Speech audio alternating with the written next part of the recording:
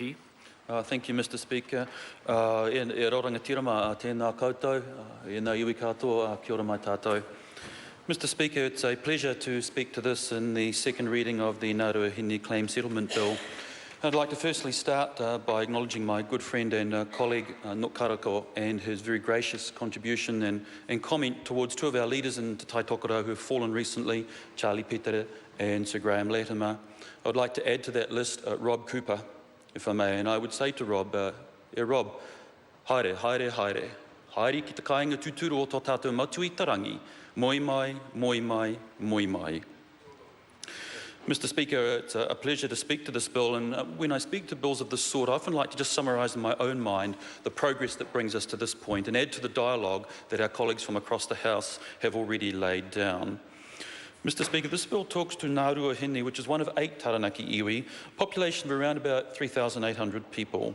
The traditional lands for Ngāruahine are South Taranaki, encompassing Egmont National Park and extending from Tangatara Stream at the northernmost boundary to the Waihi Stream at the southernmost boundary. Mr. Speaker, as I look at this bill, I'm often inclined to go to the final paragraph in each of the acknowledgements because I find, for me, it conveys some tone and mood of what all the preceding narrative has described.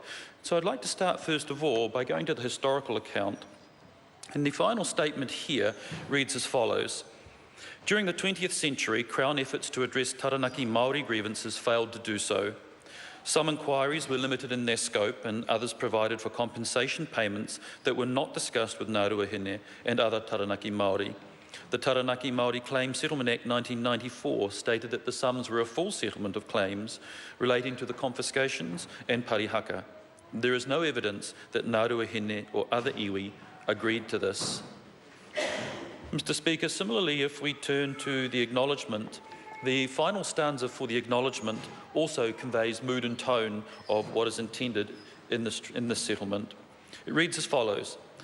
The Crown acknowledges that its breaches of the Treaty of Waitangi and its principles during the 19th and 20th centuries have together significantly undermined the traditional systems of authority and economic capacity of the Ngāruahine iwi and the physical, cultural and spiritual well-being of its people. The Crown acknowledges that it has failed to protect the rangatiratanga of Ngāruahine in breach of its obligations under Article 2 of the Treaty of Waitangi.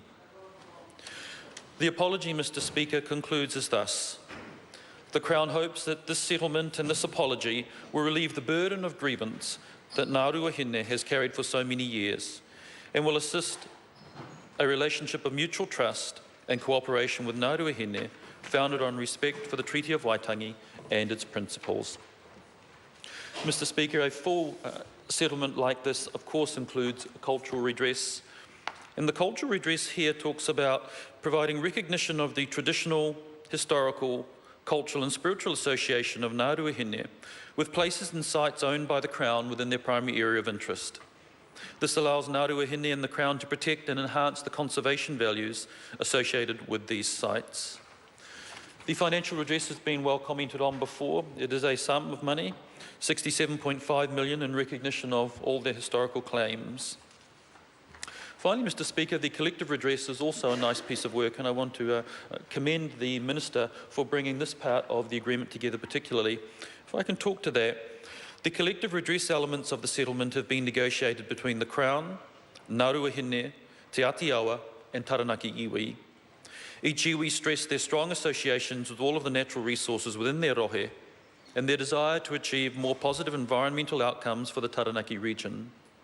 The deed of settlement sets out a proposed model for iwi representation on the 2 standing committees in the Taranaki Regional Council, which perform the roles and functions associated with policy, planning and consents. Mr. Speaker, this settlement goes beyond just focusing on the iwi, but also their relationships, their boundaries, their interface with other iwi, and particularly with parts of their natural environment, which of course are very, very important to Māori.